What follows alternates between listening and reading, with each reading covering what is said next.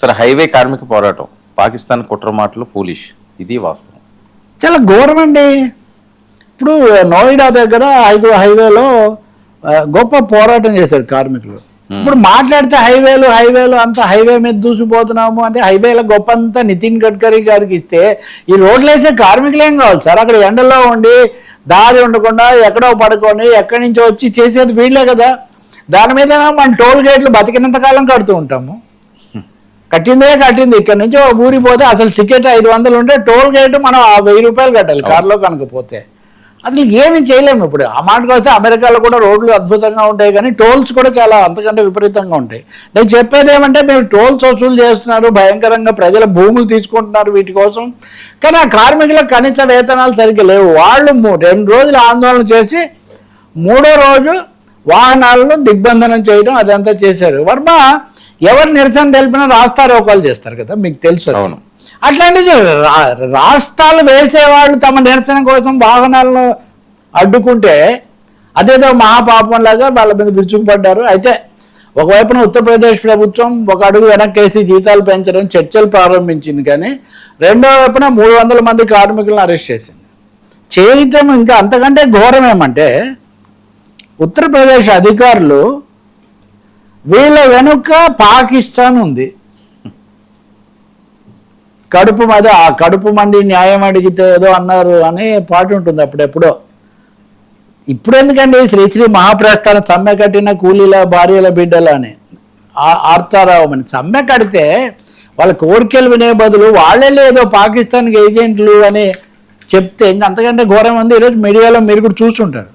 నోయిడా సమ్మె వెనుక పాకిస్తాన్ హస్తం అంట. ఏమన్నా ఘోరం అండి. కార్మిక సంఘాలను ఇప్పటికే హక్కులన్నీ తీసేశారు, పని గంటలు పెంచారు, చాలా చాలా చేశారు.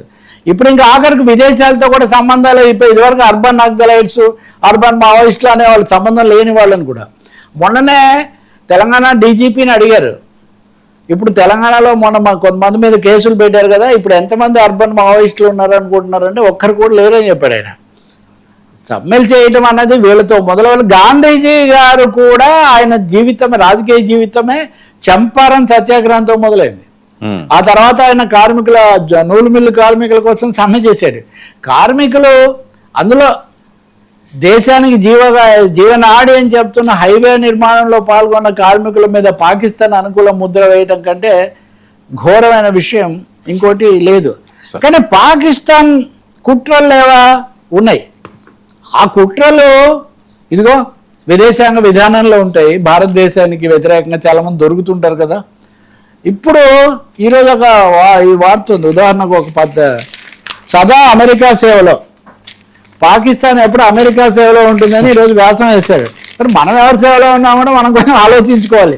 సేవలో కాకపోయినా ఎవరి స్నేహంలో ఉన్నాము, ఎందుకని మనం ఇంత ఇబ్బందులు పడుతున్నాము ఈ విషయాలు. సో పాకిస్తాన్ని ఎదుర్కోవడానికి పాకిస్తాన్ ఖచ్చితంగా అమెరికాకు అడుగడుగునా సేవ చేసింది. అమెరికా చెప్పినట్టుగా కుట్రలు చేసింది. ఆఫ్ఘనిస్తాన్లో తాలిబాన్లు లేదా అంతకుముందు వచ్చినప్పుడు చేశారు. ఇవన్నీ కూడా జరిగాయి. కాబట్టి పాకిస్తాన్ నిజమైన పాత్ర, ఈవెన్ సిక్కు ఉగ్రవాదం వచ్చినప్పుడు కూడా పాకిస్తాన్ వెనక ఉందని అందరికి తెలుసు. కాబట్టి పాకిస్తాన్ కుట్రల గురించి కాశ్మీర్, కార్గిల్ దగ్గర నుంచి మొన్న జరిగినటువంటి వాటి వరకు కూడా కాబట్టి పెహల్గాం దాడి వరకు పాకిస్తాన్ పాత్ర. కానీ దాన్ని తీసుకోండి.